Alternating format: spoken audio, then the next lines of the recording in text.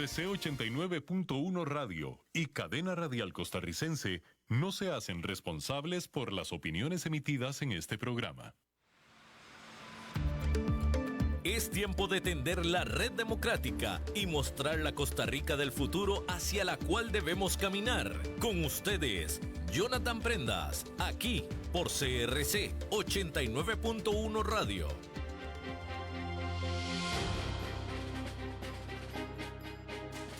Saludos, ¿qué tal? Muy buenos días, tengan todos ustedes bienvenidos a un nuevo programa de Red Democrática, la producción radiofónica que les acompaña todos los días de lunes a viernes de 10 a 11 de la mañana en la 89.1 FM para todo Costa Rica y por medio de plataformas digitales en @CRC 89.1 Radio y en @Jonathan Prendas para cualquier zona en el mundo en donde ustedes se encuentren, para que puedan a cualquier hora revisar los programas que se están generando, ya 342 con el del día de hoy. Y también pueden buscarlos en el canal YouTube de Red Democrática para que puedan disfrutarlos. Así se llama, Red Democrática en YouTube. El día de hoy, como ya es habitual del programa del Gabinete Sombra, hacemos una pausa un día a la semana para abordar temas de índole nacional, porque no podemos descuidar lo que pasa en el día a día al tiempo de que analizamos la reflexión del gobierno de la República con los especialistas que ministros, exministros y expresidente de la República, que puede generar el balance que está pasando en nuestro país. El día de hoy hacemos esa pausa y analizamos el tema del bullying y el matonismo dentro y fuera de los centros educativos. Para eso hemos convocado a dos amigos de la casa, a dos personas que ustedes conocen muy bien y que nos van a ilustrar y a analizar qué es lo que está pasando con nuestra juventud en nuestros centros educativos y fuera de ellos, para saber el rumbo que lleva a Costa Rica. Nos referimos a la criminóloga Laura González y al abogado penalista Ewald Acuña, a quienes damos la muy cordial bienvenida. Laura, bienvenida. Muchas gracias, don Jonathan, a usted, a todo el equipo y a la estimable radioescucha de Red Democrática. Don Ewald, bienvenido. Buenos días, don Jonathan, doña Laura, un gusto compartir con ustedes. Cuando hablamos de los episodios lamentables que se han estado generando, principalmente en la zona norte, donde salen los videos ahora en época de vacaciones, en un bus, agresión, burla, bullying, incluso llega al punto del matonismo, ¿cómo podemos entender la sociedad viéndonos en ese espejo, don Ewald? Como una sociedad con una pérdida de valores importante. Si en las casas no se educa en valores, la educación está flaqueando gravemente. Hay un traslape de formación a información, donde hay mucha información para los muchachos y poca formación. Lo que vemos es el reflejo de lo que ocurre en las casas. No nos llamemos engaño a pensar que lo que estos muchachos desgraciadamente hacen es simplemente generación espontánea, es reflejo de lo que ocurre en el hogar. Doña Laura, usted es especialista en el ámbito preventivo, ve el punto de inicio de lo que a don Ewald le llega después con ya procesos que se pueden generar en el camino a nivel jurídico. ¿Cómo ve la sociedad en este tema del bullying y matonismo con base en las acertadas palabras de don Ewald? Bueno, don Jonathan, hay que tener claro que desde que un niño inicia en un sentido de conciencia a partir de sus 4 o 5 años, donde empieza a percibir y entender un poco las instrucciones que recibe de las personas que tiene a cargo él, digamos, dígase papá, mamá, tíos, abuelos, quien esté a cargo de la persona menor de edad, y empieza a percibir lo que es correcto, lo que no es correcto, lo que no se debe hacer, lo que sí se debe hacer. Cuando el niño empieza a presentar algún tipo de conducta que no es adecuada, que no es correcta, estamos hablando de cualquier tipo de forma de jugar que sea agresiva, eso no es lo común en una persona menor de edad. Eso quiere decir que los niños después de los 4, casi hasta los 6, 7 años, tienen una conducta que se llama espejo. Es decir, ellos reflejan lo que están viviendo y lo que están viendo. Entonces, cuando una persona crece y no se atiende en ese ámbito de violencia en el que ha crecido, llega años después a una etapa escolar a seguir siendo el reflejo de lo que aprendió en sus primeros años. Lo que se está viviendo hoy en la sociedad, sin más ni menos, es el vivo reflejo de cómo han crecido estas personas menores de edad con una no adecuada resolución de conflictos, sino que están trasladando a su zona escolar la forma de resolver los conflictos, ya sea en el hogar o en su entorno social inmediato. Con base en ambas perspectivas, don Ewald, podemos inferir de que la sociedad no está asimilando los flujos de comunicación, de sociabilización, de generación de ese civismo que antes caracterizaba al país y que estamos perdiendo eso. Es que se perdió, no es que lo estamos perdiendo. Ya se perdió. Se perdió, por lo menos desde mi punto de vista. El esfuerzo que hacen, por ejemplo, los padres de familia por procurar una educación que sea semejante a la que reciben los muchachos en el hogar es cada vez menor en cantidades. Por otra parte, la malla curricular del Ministerio de Educación Pública, que es la que recibe la gran mayoría de los estudiantes a nivel escolar y a nivel de colegio, es una malla curricular donde se habla mucho de derechos, se habla mucho de novedades, se habla mucho de empoderar al muchacho. No se le habla de obligaciones, no se le habla del respeto al otro, no se le habla de la regla de oro. No le hagas al otro lo que no quieres que te hagan a ti. Eso ya no se enseña. Y como sociedad vivimos de las glorias pasadas. Efectivamente, Costa Rica tuvo una sociedad caracterizada por un civismo, por una estructura de valores fundamental que se ha perdido. Y que los muchachos ahora van, perdónenme la expresión, como cabra en el monte, totalmente desorientados. Por la libre. Por la libre. Esa libertad, Laura, a nivel preventivo, criminológico, ¿se puede entender de una forma sana o es un libertinaje en el que ha caído la sociedad donde lo que sea es bueno siempre y cuando no me afecte, y si me afecta me defiendo y hago lo que tenga que hacer para defender mi posición? Es que usted bien lo apunta, don Jonathan, una cosa es libertad y otra cosa es libertinaje. La libertad con la que una persona se desarrolla en cualquier entorno social, familiar, laboral, etcétera, es la libertad de que mi espacio llega hasta donde no transgredo el de la otra persona. Eso está claro ahorita en la sociedad.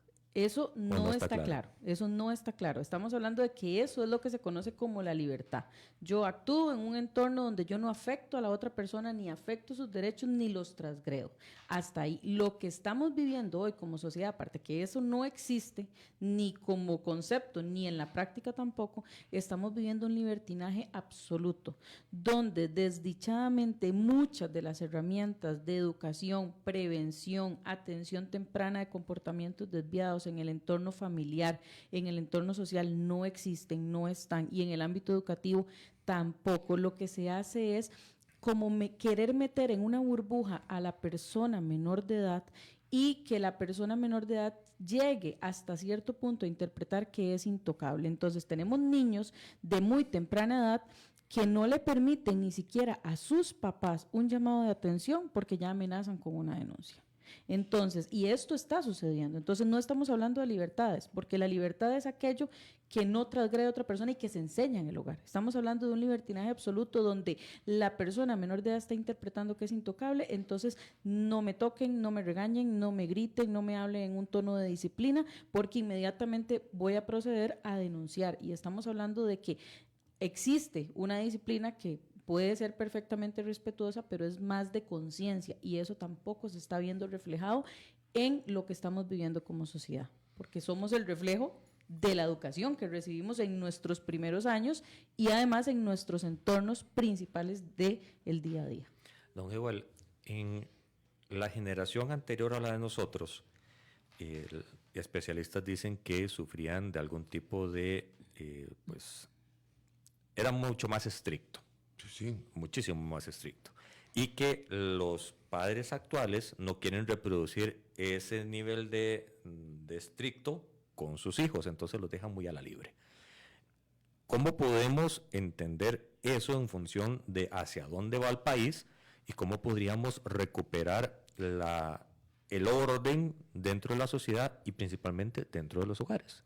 Es que hay un principio que se perdió, que es el principio de autoridad. Si yo no respeto a mis superiores, a mis padres, a mis profesores, a la policía, al Estado, no voy a poder convivir racionalmente. El tema tiene que ver con que efectivamente yo, como anécdota, puedo contar que un profesor mío en clase de artes industriales en el liceo le lanzó un borrador a un compañero y se lo pegó. No era la mejor forma de disciplina, pero era disciplina. Yo creo que ahora hay, sobre todo los psicólogos, han dado muchísimos instrumentos para aplicar la disciplina, el principio de autoridad sin necesidad de agredir. O sea, ya no hay que mandar el borrador a la cabeza, pero sí hay formas de establecer que sí, que no y que nunca. Eso no ocurre. Ahora todo es discutible, todo es objeto de controversia. Si a un muchacho se le llama la atención, se le manda una boleta, la reacción que uno ve mayoritariamente es de los padres a cuestionar la boleta, no de cuestionar al muchacho que por qué se ganó la boleta. Dudan del sistema y no del hijo. No, O validan lo que el hijo está haciendo. No, es que eso tiene que ver con otro problema adicional desde mi perspectiva. Puedo estar equivocado, pero como cada vez son menos la cantidad de hijos que tiene cada pareja o cada familia, los hijos son intocables, son perfectos, son casi que seres absolutamente perfectos, donde le cuesta al padre reconocer que su hijo, como todos, es capaz de jalarse una torta. Y entonces, en lugar de asumir eso con madurez, hay una reacción absolutamente visceral de defender al niño o al muchacho sin cuestionarse si el que está mal es el muchacho. Y eso tiene que ver con el tema del principio de autoridad. Si en la casa no hay respeto de los hijos a los padres y de los padres a los hijos, si en la escuela no hay respeto de los muchachos hacia los docentes y de los docentes hacia los muchachos, vemos entonces el reflejo ya en la vida en comunidad, donde la falta de respeto a la policía es regla común y es la puerta de entrada para la delincuencia precoz. Laura, estamos enseñándole a nuestros hijos, en general como sociedad, sin personalizar a nadie, a relativizar, a no tener respeto, a no ver a alguien con una perspectiva de tengo que sujetarme a esa persona para poder tener buena regla de convivencia. Estamos en ese punto y viéndolo mucho en los centros educativos. Usted tiene experiencia de conversar y de ver y de analizar ese fenómeno de episodios donde se sale de control y la institución no haya cómo poner reglas porque los papás se le vienen encima. Desdichadamente y sin generalizar, la respuesta es sí. En su mayoría estamos dando un ejemplo en el que la resolución de conflictos entre adultos no es la mejor manera de resolver los conflictos y los hijos están absorbiendo eso como esponjas y simplemente van y lo reflejan en la institución. Y como bien apuntó don Ewell, lo que sucede es cuando llega la boleta yo le reclamo al profesor, pero no en los mejores términos, sino en aquellos términos donde la persona menor de edad está presente y lo que van y vienen son gritos, son insultos, son desacuerdos, pero no es la mejor resolución de conflictos. Y un ejemplo muy básico que es fuera de un centro educativo es la violencia que está sucediendo en carretera. que en la mayoría de los casos, muchas veces, se da no con personas que van en el automóvil solo, sino que va su familia también. Entonces, ¿cómo se le inculca a una persona menor de edad el respeto hacia la autoridad, que es en la carretera un oficial de tránsito, fuerza pública y demás, o el respeto tan sencillo al prójimo, de no gritarle, de no faltarle el respeto, de no irnos a los golpes, de no dañar su propiedad mueble, en este caso el vehículo, si al final de cuentas es lo que el niño con sus propios ojos está percibiendo? Y hay que tener un principio muy claro desde el ámbito preventivo, y es que las personas menores de edad aprenden más de lo que ven y de lo que viven que lo que se les dice. Entonces, de nada sirve tener una estructura disciplinada, una disciplina de pasar diciendo y diciendo y diciéndole al niño, si el niño lo que ve en el reflejo de sus padres es una conducta de violencia, porque lo que va a replicar cuando los padres no estén presentes es esa conducta que él vivió y cómo papá lo resolvió, cómo mamá lo resolvió. Entonces, desdichadamente sí, estamos brindando esas malas herramientas para la pésima resolución de conflictos que estamos teniendo como adultos a nivel de sociedad y como niños y como jóvenes a nivel estudiantil. Don Edwin, en la última vez que usted nos acompañó, la anterior, usted hacía referencia a unos cursos, unas charlas que usted daba en un colegio y que hacía ver que si tenían fotos íntimas propias o de terceros en el celular, eso era básicamente un delito. Hemos llegado al punto en donde ignoramos la legalidad en el país y lo circunscribo igual en bullying, matonismo, pero en lo que pasó en San Carlos, en la zona norte, donde en un bus, si vemos todo el escenario, el chofer no hizo nada, los compañeros no hicieron nada, las que se están peleando se dieron hasta donde pudieron. Todo el fenómeno básicamente es evaluable desde el punto de vista de sanción de la ley. Uh-huh. ¿Eso lo tenemos como conciencia social o estamos tan, no sé si decir dopados de adrenalina y de falta de respeto, de que estamos ya obviando, ignorando y tapando la parte de la legalidad, que es la parte del orden dentro de la sociedad civil? Lo estamos ignorando. A ver, a los muchachos se les habla en exceso, para mi opinión, de derechos. Usted tiene derecho a A, B, C, D, aquella lista de derechos es interminable. Y nunca se les habla de obligaciones. Si no se les enseña que para tener derechos yo tengo que cumplir obligaciones, simplemente estamos creando personas absolutamente egoístas, absolutamente narcisistas, que todo perdónenme la expresión, les resbala. Uh-huh. Son absolutamente indolentes frente a las reglas de juego de sociedad, pero además son indolentes porque no se les ha enseñado. Los tres somos padres de familia, los tres sabemos que se habla más de derechos que de obligaciones, cuando lo normal es empezar por las obligaciones y luego por los derechos. Ah, ¿no? Y eso está bien, no se está violando ningún derecho humano si se ponen los deberes por delante de los derechos. Porque ahora, a ver, y aquí con el respeto a toda la audiencia, se ha relativizado y se ha circunscrito el concepto de derechos humanos a Dios guarde llamarle la atención a un chico.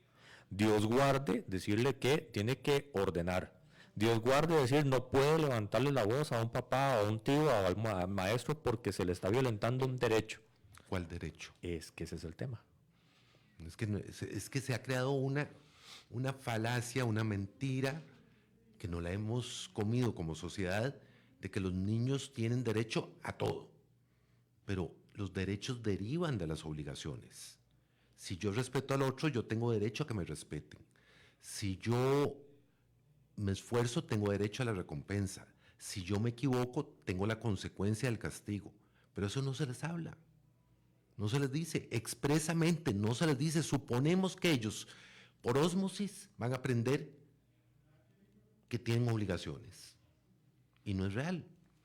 Laura, ¿cómo se trabaja el tema de las obligaciones dentro de una sociedad que tiene estos episodios de violencia que cada vez suben más de tono y que tienen espejo incluso, y con la dispensa de Casa Presidencial del propio presidente hablándole a pares no, a medios de comunicación, a políticos o a quien sea en un tono que uno entiende el concepto de lo que él quiere decir, pero la forma, la gente lo ven como un líder y están aprendiendo lo que también está diciendo. O sea, ahorita, desde lo más bajo hasta lo más alto, la sociedad está con decibeles de verbales más fuertes de lo que debería de tener. Bueno, desde el ámbito educativo, preventivo, lo que se debe hacer es explicarle a la persona menor de edad lo que es correcto y lo que no es correcto con ejemplos que puedan ser visuales, porque volvemos a lo mismo, la persona menor de edad interioriza más lo que ve que lo que se le dice. Entonces, el caso que usted acaba de presentar del señor presidente, perfectamente, si estamos hablando de una persona adolescente, es decirle, eso no se hace. Esto sí se hace visualmente. La forma en la que usted debe resolver los conflictos con sus pares es decirle, primero un llamado a la paz.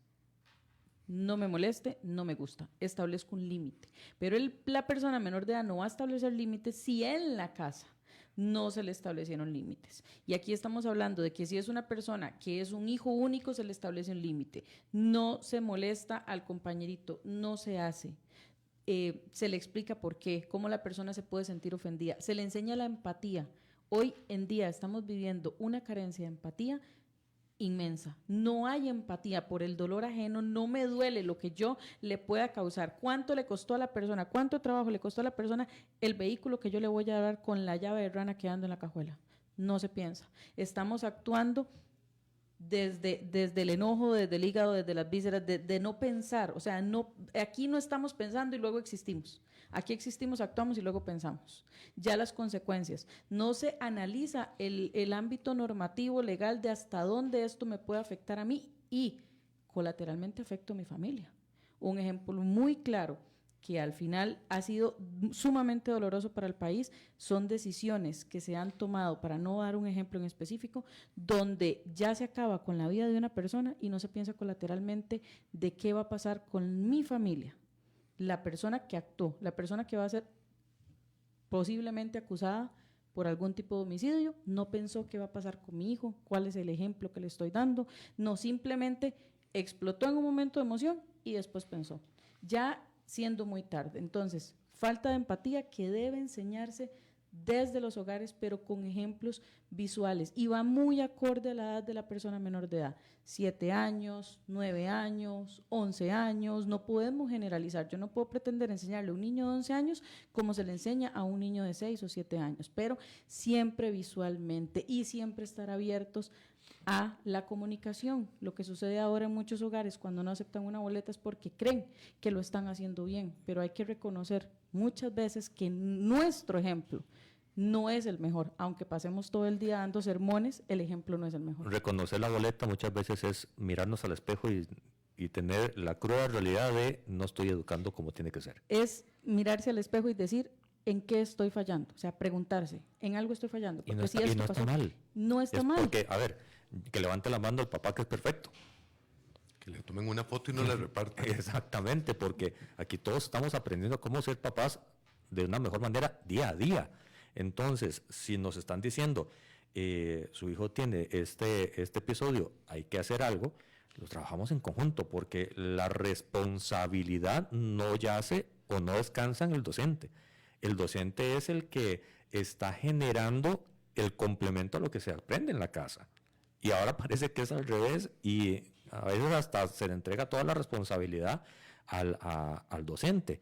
Pero circunscribiendo todo lo que hemos hablado, bullying y matonismo, ¿qué es bullying y qué es matonismo? Para aterrizar lo que hemos estado conversando y aplicarlo primero en la especificidad de los conceptos, en la especificidad de cómo actúan, cómo se desarrollan, y después en la parte de, ok, pongámosle las consecuencias a cada uno de los actos. ¿Qué pasa jurídicamente con episodios de esta forma? Laura, ¿qué es bullying y qué es matonismo? Bueno, parece ser lo mismo, pero no es igual. El bullying realmente es cuando una persona se aprovecha de la vulnerabilidad de otra para afectarla de alguna manera, ya sea psicológica, emocional, física o inclusive socialmente. O sea, estamos hablando de que la persona que hace bullying, que se conoce como buller, vamos a tener claro antes de esto que el concepto bullying surgió por ahí del año 2000 en adelante y en otro país que no fue en Costa Rica, pero es lo mismo que todos nosotros hemos vivido desde años atrás, para no contar aquí cuántas lunas y cuántos soles hemos vivido, pero es exactamente lo mismo. Entonces es cuando una persona que ya de todas maneras trae un entorno social y familiar no adecuado, no apto para tener empatía, identifica una vulnerabilidad en una persona y se aprovecha de esa para tratar, no para burlarse, tratar de someterlo a su voluntad. O sea, es decir, me da la merienda, me da la plata, o le digo a fulanito de tal que usted llora, que usted... no sé, todavía no va al baño y se orina en la cama. Estamos hablando de niños pequeños, ¿verdad? Entonces, detectan una vulnerabilidad, cualquiera que sea, muy posiblemente, y la mayoría de los casos es porque la víctima lo dice inocentemente. Entonces, la persona que se dedica a tener este tipo de conductas, la capta y dice, por aquí. Entonces, eso es bullying. El matonismo es la acción violenta que va más allá del bullying, que ya es extremadamente física y que además es una conducta de superioridad que no nace sola, nace igual del entorno familiar o social al que la persona ha vivido sometida, pero con la diferencia de que no busca una víctima en específico, sino que realmente necesita demostrar que es superior a los demás. Y lo hace ¿cómo? Golpeando a sus pares, o dañando estructuras, o haciendo cosas o retos para sentirse y que los demás lo vean superior y sentirse tal cual como si fuera un tipo de Dios dentro de su entorno social inmediato que es la escuela. Eso lo lleva a tener ese matonismo como tal, pero no, como lo decía anteriormente, con una víctima en específico. Pueden ser muchas víctimas y no necesariamente alguien con quien se ciñe, que es distinto el tema de bullying. Y que los dos se distinguen de cuando una persona quiere demostrarle a otra directamente afecto, como dicen algunos psicólogos. Y estamos hablando de niños muy pequeños, no estamos hablando en la etapa de colegio. Cuando un niño le llama la atención a una niña, empieza a jalarle el pelo, empieza a pellizcarla, empieza a molestarla, empieza a hacerle zancadillas. Y en algunos casos dicen, no, mira, es que se siente atraído, te gusta, sí, pero en etapa de colegio eso se vuelve matonismo. Cuando es en el entorno total, cuando es una víctima en específico, pues estamos hablando de otra conducta totalmente distinta. Y en los videos que trascendieron, sin entrar a los detalles de investigaciones que se pueden estar generando, ¿cuál luz está más alta? ¿Bullying o matonismo? El matonismo, sin duda alguna. Eso no han sido actos de bullying, han sido actos de voy a demostrar que aquí el fuerte y el que manda soy yo. Desdichadamente, y tengo la obligación de decirlo, desde el ámbito preventivo y el ámbito de la seguridad, ahí lo que puede surgir dentro de unos cuantos años, si no se llega a corregir en este momento, es el líder de una pandilla de barrio, que después va a desencadenar en el líder de una banda de hurtos y asaltos y delitos menores, y que después va a desencadenar muy probablemente en un liderazgo de un crimen organizado. ¿Por qué? Porque así es como empiezan, demostrando y infundiendo temor en su entorno social inmediato. Por eso se conoce como matonismo. Los demás le van a tener miedo y esa es la finalidad absoluta. Ambos casos, de la zona rural en específico, que son conocidos por el país, últimamente lo que reflejan es la necesidad de decir yo puedo más y yo someto a quien yo quiera, no solo a fulano o a sutano, a mi voluntad, sino a quien se me meta le voy a hacer lo que le dice al otro en el autobús. Entonces nadie se va a meter con esa persona. Eso es meramente matonismo. Estamos en Red Democrática, los 89.1 FM, hoy conversando en vivo desde la cabina de la 89.1 FM con Laura González, criminóloga, y don Ewald Acuña, penalista de nuestro país, ambos muy reconocidos en medios de comunicación y que tienen muy claro qué es lo que está pasando en el país, y como hemos ya visto en esta primera media hora del programa, lo están externando de una forma lo más sencilla y clara posible. Don Ewald, todo esto que se está explicando tiene un trasfondo jurídico que no podemos ignorar, porque donde hay orden está Dios, y donde hay orden y reglas jurídicas hay coordinación y buen ambiente y bienestar cívico o civilista. Desde el punto de vista suyo como penalista, ¿cuáles son los efectos que todos deberíamos de tener claro de estos episodios y que parece que estamos metiendo abajo la alfombra para no estorbarnos a nosotros mismos con el diario vivir? No solo parece, es una realidad. Los índices de criminalidad precoz, delincuencia penal juvenil, se vienen incrementando desde hace más de 10 años. Año con año son más los casos de penal juvenil. Pero hay una cosa que no se dice, y es la cifra negra. Es decir, la cantidad de delitos que cometen jóvenes que no se denuncian. Y no se denuncian por parte de los padres, que es una cosa que a mí me cuesta entender, porque la primera obligación de un padre es proteger a sus hijos. Y protegerlos frente a un delito es denunciar el delito. No hagamos el asunto más grande, dejémoslo así, no pasa nada, y le está causando a su hijo un sentimiento de indefensión, o sea, no me protegen como debe ser. Y al delincuentillo, prospecto delincuente, hay impunidad, nada pasa, te llaman la atención y la cosa sigue. Claro, conforme van creciendo, los límites van desapareciendo y empiezan a incursionar en otro tipo de delincuencias mucho más graves desde el punto de vista social, mucho más de mayores consecuencias desde el punto de vista personal, y eventualmente son estos muchachos reclutados fácilmente por bandas de lo que queramos, de robacarros, de casas, de hurtos, de delincuencia organizada. Entonces, ¿qué es lo que ocurre? Hay que entender que el bullying y el matonismo son formas de violencia, que la violencia per se genera consecuencias, siempre.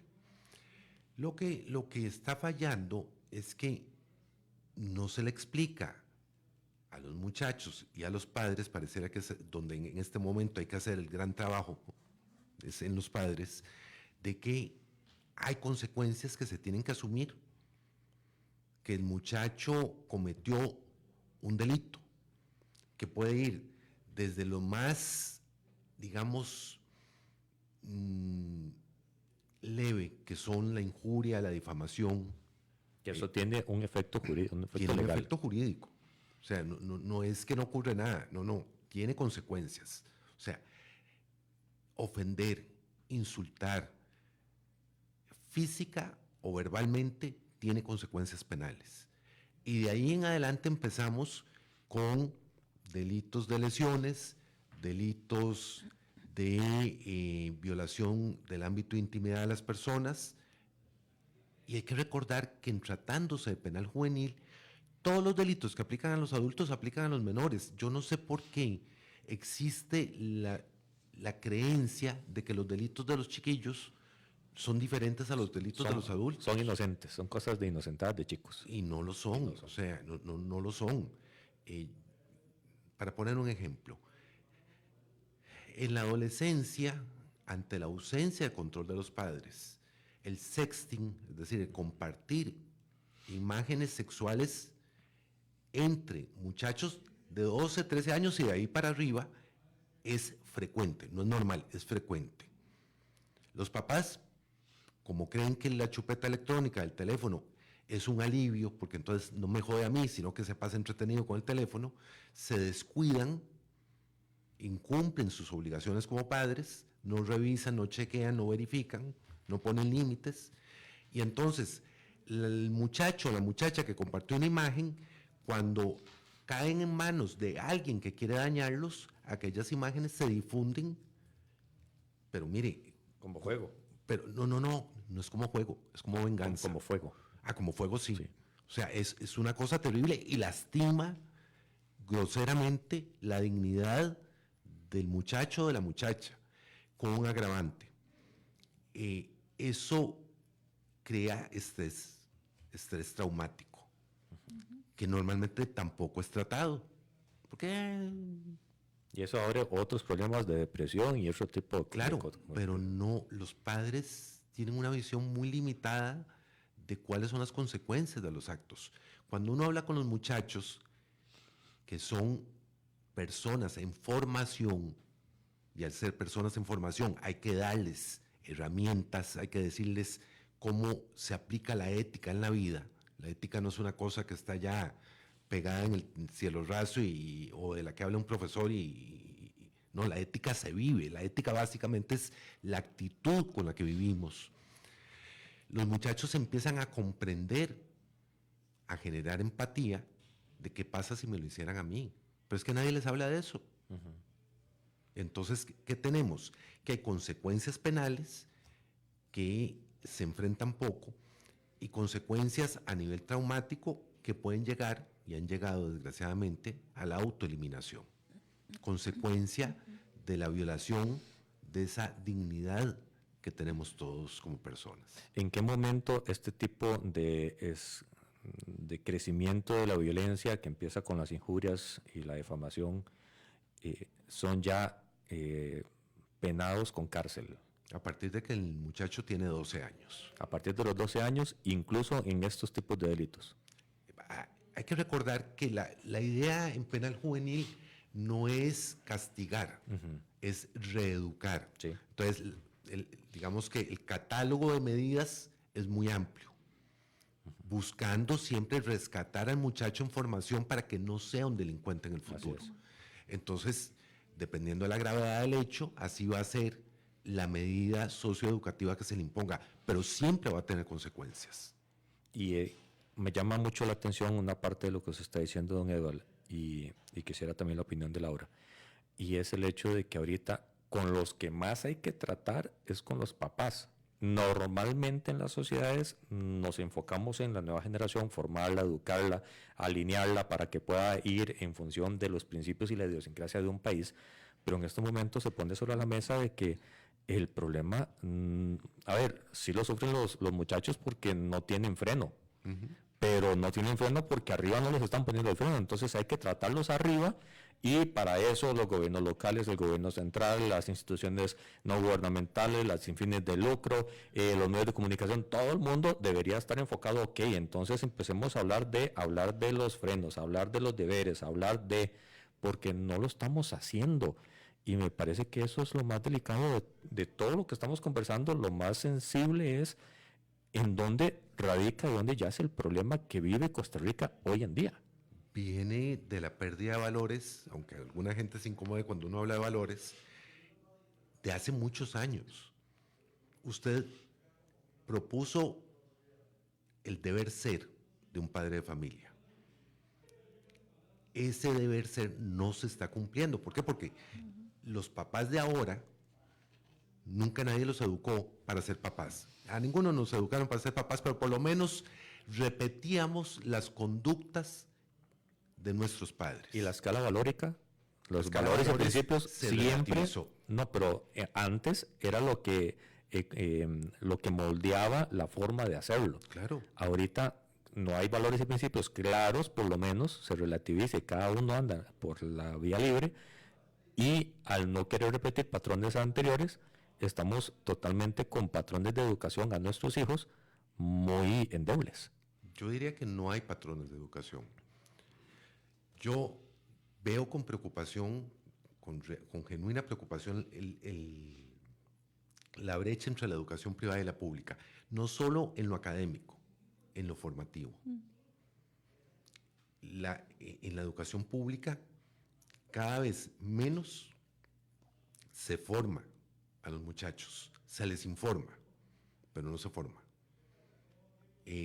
¿Por qué? Porque se ha creado tal andamiaje de protección alrededor de los muchachos que para qué me voy a complicar yo la vida echándome encima a los papás, echándome encima al Ministerio de Educación, echándome encima al patronato, porque cualquier cosa que el muchacho interprete que es una agresión genera procedimientos, genera un camino tortuoso para el profesor que lo que quiere es ocuparse de formar a los muchachos. Y no estoy hablando de castigos, no estoy hablando de sanciones. El profesor que llega y dice, miren, y con esto me voy a ganar algunos calificativos, que llegue en clase y dice, miren, se es hombre o se es mujer, y fin de la historia, va a ser severamente criticado por el entorno educativo porque está violando los derechos a la autoidentidad. Pero, por amor a Dios, a un chiquito, a un muchacho de 13, 14 años que todavía, sobre todo los hombres que maduramos mucho más lento, ¿qué carajos le forma decirle que todo es relativo? El profesor que hace eso inmediatamente es señalado, inmediatamente es objetado, inmediatamente es señalado. Laura, complementando lo que pone sobre la mesa don Edward, con lo que personalmente suscribo a sus palabras, el problema entonces está en una generación a la cual no estamos poniendo la atención, que es a los papás. Así es, y los números no mienten. En el 2011 se llevó a cabo por parte de la UCR, la Universidad de Costa Rica, el segundo Congreso Internacional sobre la Educación. Y arrojó 2 números en los cuales se enfatizaron en ese congreso, que fue el manejo inadecuado de la violencia, con un 66.6%, y la normalización de resolución de conflictos a través de actos violentos con un 56%. Estamos hablando del 2011. Estamos con una sociedad violenta. Desde el 2011. Y no desde el 2011, años más atrás, pero esos fueron los números que se arrojaron en el 2011 que realmente asombran. Es decir, no sabemos cómo manejar la violencia en los centros educativos, mucho menos razón muy probablemente en los entornos más cerrados, es decir, familia y social inmediato, que son los amigos del barrio. Y un 56% en resolución no adecuada de conflictos, lo que dice es que definitivamente tenemos hoy en día la sociedad del 2011 que no sabe cómo resolver conflictos. Por supuesto que si en el 2011 muchos de los que hoy son padres de familia, tal vez no tenían familia en ese momento, tal vez ni siquiera se habían casado, no tenían hijos, estamos hablando de muchos años atrás, entonces no tienen una adecuada resolución de conflictos. Es una cadena que se viene arrastrando desde hace muchos años. No se puede enseñar lo que no se tiene y lo que no se capacita. Entonces ahí es donde definitivamente se tiene que interiorizar, se tiene que capacitar y aceptar los errores. No es decir, soy un mal padre, soy un mal encargado de familia. ¿Y por qué digo encargado de familia? Porque muchos jóvenes, muchos jóvenes y niños no viven con papá o con mamá, sino con un encargado en la familia. Entonces no soy un mal encargado de familia si reconozco, me veo al espejo y digo, me equivoqué, me estoy equivocando en las decisiones que estoy tomando, me equivoqué en gritarle al vecino, y sentarse con la persona menor de edad y explicarle, mira, lo que acabo de hacer no se hace, me equivoqué. Reconoce, enmienda y enseña. Entonces le estamos enseñando a la persona menor de edad varias cosas. No se resuelve a través de la violencia, me puedo equivocar.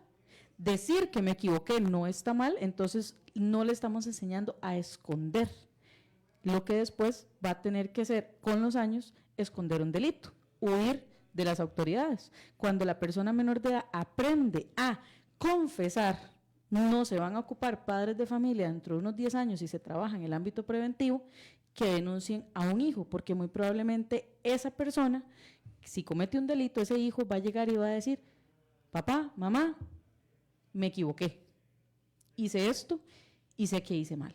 Pero ha tenido un ejemplo a seguir de una persona adulta que reconoce sus errores y reconoce sus desaciertos, así como sus aciertos. Entonces, claro que hay que trabajar, no solo en los padres de familia, en la familia inmediata, en la sociedad también, porque mucho del entorno en el que se ven expuestas las personas menores de edad no es solamente el familiar, es el principal, es de donde nacen muchas cosas, pero muchas veces la familia puede ser el núcleo donde el niño tiene un ejemplo, pero llega a la calle y se topa con un entorno social que le afecta también en la toma de decisiones. Entonces, por supuesto que hay que trabajar en forma conjunta para tener las herramientas y dotar las herramientas, que aquí es un término que hemos hablado en otras ocasiones. Una cosa es prevención y otra cosa es prevención. Prevención es cuando yo proveo esas herramientas a la persona para que prevenga. Pero aquí en el país el concepto tan siquiera se habla. Entonces, ¿qué es lo que pasa? Que tenemos una sociedad que actúa por emociones y no por decisiones. y es donde radica la mayor cantidad de conflictos en jóvenes, en adultos y conflictos judiciales hoy en día. Nos quedan 6 minutos de programa y quisiera darle 3 minutos a cada uno para, si tuviesen la oportunidad en este momento, tener jóvenes que pueden tener algún grado de violencia en sus acciones, llámese los de San Carlos o los de cualquier otra parte del país, porque eso no se circunscribe solo a esos casos, ¿qué les dirían para mostrarles que el bullying, el matonismo no es el camino y que pueden ser diferentes de una manera más sana? Cada uno, obviamente, desde su expertise profesional, para darle más riqueza a los 3 minutos, don Ébol.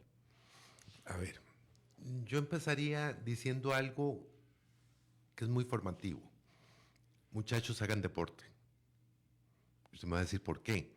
Porque el deporte me enseña que tengo que trabajar en equipo, me enseña que hay reglas de juego, me enseña que hay consecuencias de si juego bien o si juego mal, de si respeto o no respeto. Y además gasto energía, porque en la adolescencia lo que nos sobra es energía. Ahora bien, a los muchachos yo les diría, las consecuencias que ustedes tienen van desde salir del hogar, de perder el centro de estudios, de tener limitaciones en cuanto a qué lugares visitar o qué lugares poder estar, pero sobre todo vean el daño que causan. Como lo decía doña Laura, la falta de empatía, que no es porque son malos, porque la empatía se aprende. No es solo ponerse en los zapatos del otro, es que el zapato me chime donde le chima al otro. Es entender realmente la condición y lo que estamos causando. Eso tiene consecuencias graves a nivel legal. Que la idea es que no se llegue a estas circunstancias, pero si se llega, que asuman con entereza la consecuencia y corrijan. Porque a mí lo que me preocupa mucho es que no asuman, que el entorno familiar le diga, pobrecito, me lo están castigando, usted es una víctima, y el muchacho no aprendió la lección. Y en ese caso, el daño, insisto, lo vuelve a hacer el entorno familiar. Yo creo que lo importante es hacer énfasis en que todo acto tiene una consecuencia y que la regla de oro es no le hagas al otro lo que no quieres que te hagan a ti. Pero para eso se requiere educación. Doña Laura. En mi caso, lo que les diría es que lo que están viviendo en este momento no es el final, sino el principio de cambiar decisiones, de tomar aquellas decisiones que los lleven a obtener una meta. También, eventualmente, si tuviese esa oportunidad, les preguntaría cuáles metas tienen en la vida y qué harían para cumplirlas, porque es el primer paso de mostrarles que están en un momento de cambiar las decisiones que han tomado hasta ahora y el entorno en el cual han fortalecido sus relaciones inmediatas, familiar, social.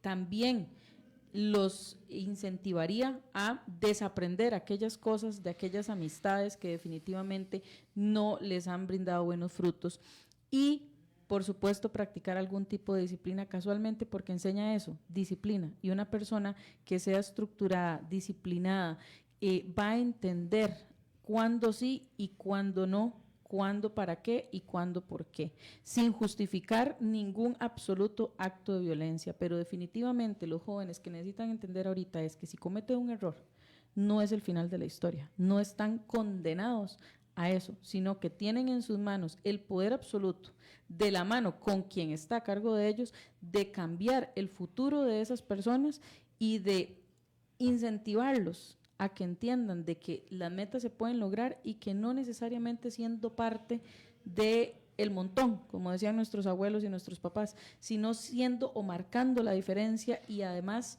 sí les trataría de expresar mucho, y esto es muy importante, que el matonismo o el demostrar poder sobre cualquier otra persona no es algo que los hace más grandes, que lo que los hace más grandes es el respeto mutuo y el respeto a las personas que estamos alrededor y a la naturaleza, a la sociedad, a las estructuras, a todo, porque no es solamente el respeto hacia la persona, sino el comportamiento en cada uno de sus actos. Si los muchachos encontraran con quién conversar estos temas y quién les ayudara a enrumbarse, podríamos rescatar la sociedad más fácil. Por supuesto. Por supuesto, los muchachos son, lo decía doña Laura, esponjas. Depende de dónde ponga usted la esponja, así va a chupar experiencia. Ese es uno de las principales debilidades de la sociedad actual. Claro que sí, a veces tenemos como esa silla de juez, donde en lugar de escuchar a los muchachos, nos sentamos en una silla de un juez como si en algún momento alguno de nosotros no se hubiese jalado una torta, grande o pequeña, pero al final torta. Y a veces reconocer esas debilidades, y lo mencionaba anteriormente, reconocer y sentar y decir, papá también se equivoca, yo también lo hice, yo también me equivoqué, yo también aprendí. Es demostrarle al hijo esa empatía de, mira, no te voy a juzgar. Entonces es más fácil de que la persona se acerque al papá o a la mamá primero antes de cometer un error más grande. O tan siquiera llegar y decir, estamos hablando de normalmente el que comete la acción, es decir, el victimario. Pero si hablamos de la víctima, cuando está sufriendo este tipo de casos, la mayoría del tiempo no habla porque no encuentra un adulto de confianza. Se siente como la persona rara, extraña, que está sufriendo algo que nadie va a entender y que quizás en casa lo que le van a decir, de algo estás haciendo, por eso te lo buscaste. Entonces, cuando la persona encuentra con quién hablar, vas a ver que puede llegar a decir, me están molestando, me están quitando la comida, me están pateando, me están haciendo, y cuando lo expresa, sabe que va a tener un apoyo y no un juez que lo señale, ya sea al victimario o a la víctima. Y es la mejor forma en la que un adulto, un encargado o la persona que tenga el honor de ser confianza de persona de una persona menor de edad, y digo el honor, porque es algo que definitivamente se debe ganar, no se impone. Esa persona puede trabajar y puede influenciar en esa persona menor de edad. Y ahorita no se va a ver el resultado, pero en unos 10 años definitivamente la sociedad podría ser distinta. Sembrar para cosechar. Ese es, me parece, un buen cierre para esta reflexión del día de hoy. Bullying y matonismo, cómo está la sociedad, por qué estamos así y qué tenemos que hacer para reorientarnos y tener la mejor versión de la Costa Rica que queremos para nuestros hijos y nuestros nietos. Don Ewald, muchísimas gracias. Gracias a usted, don Jonathan, y a doña Laura, un gusto haber estado acá. Doña Laura, gracias. Muchas gracias, don Jonathan, a don Ewald, un gusto, y a todos los radioescuchas. Mañana seguimos con los episodios de Gabinete Sombra, no se lo pierdan, martes, miércoles, jueves y viernes. Seguimos analizando al gobierno actual con exministros o ex jerarcas en general de la administración pública. Esto ha sido todo por hoy en Red Democrática.